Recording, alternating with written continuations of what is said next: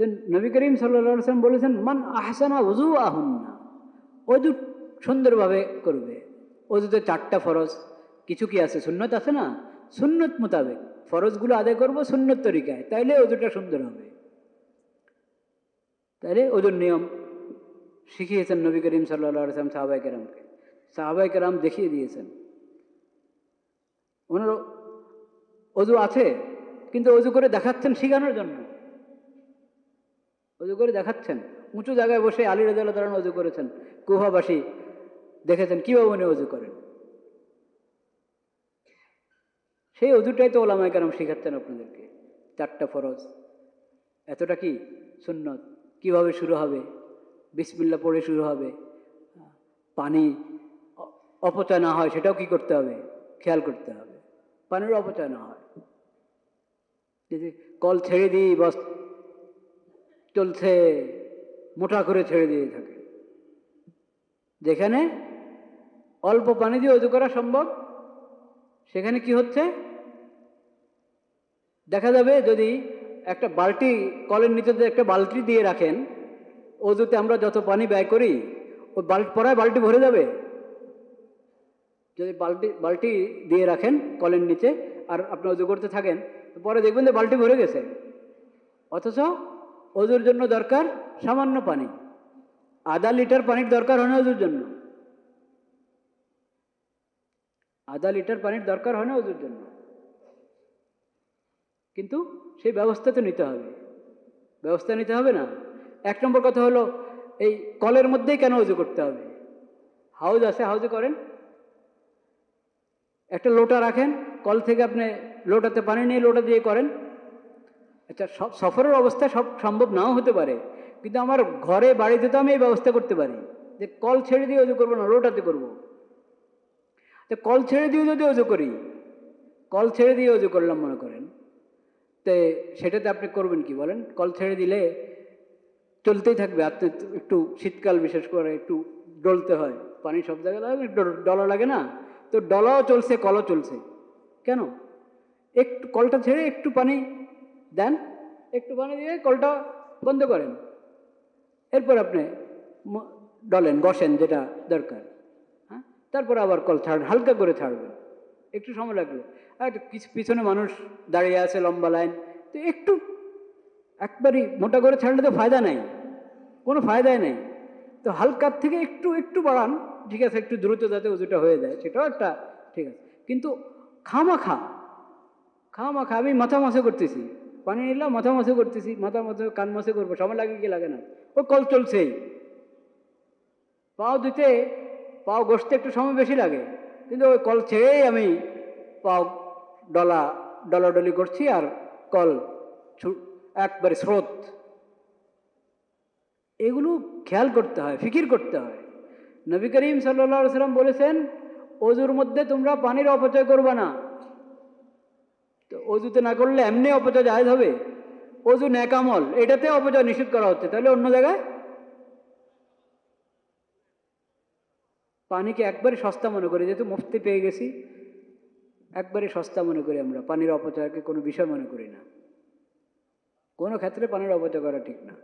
এরপর জিজ্ঞেস করেছি, ইয়া রাসূলুল্লাহ, আমরা সমুদ্রের পাশে, হ্যাঁ সমুদ্রের পাশে, নদীও বলে নাই, কি সমুদ্রের পাশে, সমুদ্রের পাশেও থাকো তুমি, তাও অপচয় করবে না পানি, তাও ওজুর ক্ষেত্রে পানির কি করবে না, অপচয় করবে না। চিন্তা করেন,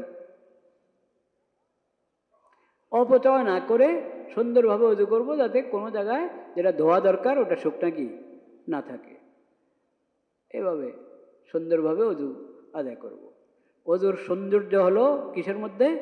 ওটা সুন্নত মোতাবেক হওয়া, ফরজগুলো যথাযথ আদায় হওয়া, সুন্নত মোতাবেক হওয়া, এবং কষ্ট লাগছে এই শীতের মধ্যে কেমনে করি অজু, হ্যাঁ, গরম পানির তো সব জায়গায় ব্যবস্থা থাকে না, আর কারো আছে গরম পানি লাগে তো কেমন অস্বস্তি লাগে, অস্বস্তি লাগে অজু। নবী করিম সাল্লাল্লাহু আলাইহি ওয়াসাল্লাম বলেছেন, ইসবাগুল উযুই আলাল মাকারিহ, কষ্ট হচ্ছে, ভালো লাগছে না, অস্বস্তি লাগছে, বিজাতে মনে চাচ্ছে না শরীরটা, তাও বিরোধিতা করে, মনের বিরোধিতা করে নিজের কষ্টের দিকে না তাকিয়ে একটু অজু করো, সুন্দরভাবে করার চেষ্টা করো, কোনোটা যাতে শুকনো না থাকে কোনো জায়গা, ভালোভাবে অজুটা করো। এটা অনেক বড় নেক আমল, ইসবাগুল উযুই আলাল মাকারি। অস্বস্তি লাগছে, কষ্ট লাগছে, তারপর অজুটা সুন্দরভাবে করা, এটা অনেক বড় কি। এক তো অজু দরকারই, আমার নামাজের জন্য দরকার, কোরআন স্পষ্ট করতে চাইলে অজুর দরকার, তোয়াফের জন্য অজু দরকার, সেই হিসেবে তো অজু করবো। কিন্তু খুদ অজুটাই স্বতন্ত্র একটা ইবাদত হিসাবে আল্লাহ তাআলা কবুল করবেন, এটার জন্য আলাদা সওয়াব দান করবেন আল্লাহ তাআলা। এই না যে নামাজের সওয়াবের মধ্যে এটা চলে গেছে বাস, না, অজুর জন্য আলাদা সওয়াব দিবেন আল্লাহ তাআলা। আর যদি অজু শেষে দোয়াও করি, আশহাদু আল্লা ইলাহা ইল্লাল্লাহ ওয়া আশহাদু আন্না মুহাম্মাদান আবদুহু ওয়া রাসূলুহু, আশহাদু আল্লা ইলাহা ইল্লাল্লাহ ওয়াহদাহু লা শারীকা লাহু ওয়া আশহাদু আন্না মুহাম্মাদান আবদুহু ওয়া রাসূলুহু, কালিমা শাহাদাত, এই যে বেটা আমি পড়লাম এটা হক, বা এই অর্থের কালিমা শাহাদাত আপনি পড়লেন, তো আল্লাহ তাআলা জান্নাতের দরজাতে খুলে দিবেন। এরপরে অজুর সময় কত অনুভূতি মনে জাগ্রত করা যায়, কত অনুভূতি জাগ্রত করা যায়। অজুর দ্বারা গুনাহ মাফ হয়, তো আমি তওবাই করতে থাকি, অজু করতে করতে তওবাই করতে থাকি। আল্লাহুম্মা গফিরলি যামবি ওয়া ওয়াসসি'লি ফি দারি ওয়া বারিক লি ফি রিজকি।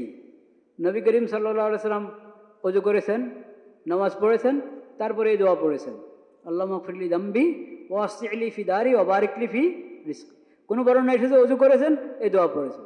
তো এই দোয়া আপনি অজুর পরে পড়েন, অজুর মাঝেও যদি পড়েন, যে মাগফিরাত, আল্লাহ তো বলেছেন অজুর দ্বারা গুনাহ মাফ হয়, তো আমার তো খালি সগীরা গুনাহ না, কত কবিরা গুনাহ করে রেখেছি, আল্লাহ আমি সব কিছু থেকে তওবা করেছি, তওবা করছি, আপনি আমার সব গুনাহ মাফ করে দেন, আমার সব গুনাহ মাফ করে দেন। তওবা করতে করতে অজু করি, তাইলে তো ওই কথাটা আসবে, আল্লাহুম্মা জাআলনি মিনাত তাওয়াবিন ওয়া জাআলনি মিনাল মুতাতাহহিরিন। আল্লাহ আপনি আমাকে তওবাকারীদের অন্তর্ভুক্ত করেন এবং পবিত্রতা অর্জনকারীদের অন্তর্ভুক্ত করেন, যাতে এই তহারাতের মাধ্যমে, অজুর যে তহারত অর্জন করলাম, এই তহারতের মাধ্যমে খালি আমার অঙ্গগুলো পরিষ্কার হলো, পবিত্র হলো, আর আমার জন্য নামাজ বৈধ হয়ে গেল, শুধু এতটুকুই, যেহেতু যাতে আমার অজুটা কি না থাকে, সীমাবদ্ধ না থাকে, এই অজুর বরকতে আমার আখলাক, আমার আমল, আমার সিরত, চরিত্র সব পবিত্র করে দেন, সব সুন্দর করে দেন। অনুভূতি এই না যে ওদের মধ্যেও আমি উদাসীন, যে নামাজের খুশুর জন্য আমরা পেরেশান। আমাদের মুরব্বীরা, ওস্তাদরা আমাদেরকে বলেছেন, আরে তুমি তো নমাজের খুশু চাও, তো এটা অজু থেকে ফিকির করো না কেন? আজান শুনলা, এখন থেকে ফিকির শুরু করো, আজানের উত্তর দাও যে এখন আল্লাহর মহান এই ফরজ আদায় করার সময় এসেছে, এখন আমাকে প্রস্তুতি নিতে হবে। অজু করার সময় খেয়াল রাখো, আল্লাহ আমার দিলটাও পরিষ্কার করে দেন, আমার আখলাকও ভালো করে দেন। এরপরে ধীরে ধীরে হেঁটে মসজিদে যাও, যাওয়ার সময় তাওয়াজুর সাথে, বিনয়ের সাথে যাও, আল্লাহকে স্মরণ করতে করতে যাও। মসজিদে গেলা, ডান পাও দিয়ে ঢুকো, আগে ডান পাও দিবা, মসজিদে ঢুকার সময় বাম পাও না, আগে কি ডান পাও। জুতা থেকে বাম পাও আগে খোলো, জুতার উপরে রাখো, এরপরে ডান পাও জুতা থেকে খুলে ডান পা প্রথমে মসজিদে রাখো, দোয়া পড়ো, বিসমিল্লাহ তো পড়বাই, দুরূদ শরীফও পড়ো, এরপরে দোয়া পড়ো, বিসমিল্লাহ ওয়াসসালাতু ওয়াসসালামু আলা রাসূলিল্লাহ, আল্লাহুম্মা ইফতাহ লি আবওয়াবা রাহমাতিক। আল্লাহ আমার জন্য রহমতের সব দরজা খুলে দেন। আমি তো আপনার দরবারে এসে পড়েছি, আপনার রহমতের সবগুলো দরজা আমার জন্য খুলে দেন। আরও পড়তে পারেন, দোয়ার আরও অংশ আছে, এতটুকু পড়লো দোয়া হয়ে গেল, আরও আছে হাদিস শরীফে, আল্লাহুম্মা আসিমনি মিনাশ শাইতানির রাজিম, আল্লাহ আমাকে মরদুদ শয়তান থেকে হেফাজত করেন। মসজিদে যতক্ষণ থাকি, ইবাদত বন্দেগীতে যাতে শয়তান কোনো অসহতা না দিতে পারে, সুন্দরভাবে ইবাদত আদায় করতে পারে। মসজিদ থেকে বের হওয়ার সময় আবার ওই দোয়ার মধ্যেও আছে, বিসমিল্লাহ ওয়াসসালাতু ওয়াসসালামু আলা রাসূলিল্লাহ, আল্লাহুম্মা ইন্নী আসআলুকা মিন ফাজলিক। ওটার পরেও আপনি চাইলে ওই অংশ পড়তে পারেন, ওটাও আছে হাদিস শরীফে, আল্লাহুম্মা আসিমনি মিনাশ শাইতানির রাজিম। মসজিদ থেকে বের হয়ে যাচ্ছে, তখনও আল্লাহকে বলছি, আল্লাহ আপনার রিজিক কামনা করি, আমি রিজিক রাস্তা আমার জন্য প্রশস্ত করে দেন, সহজ করে দেন, হালালভাবে কামে করতে পারি সেই তৌফিক দান করেন। আর আল্লাহুম্মা আসিমনি মিনাশ শাইতানির রাজিম, আল্লাহ আমাকে শয়তান, মরদুদ শয়তান থেকে হেফাজত করেন।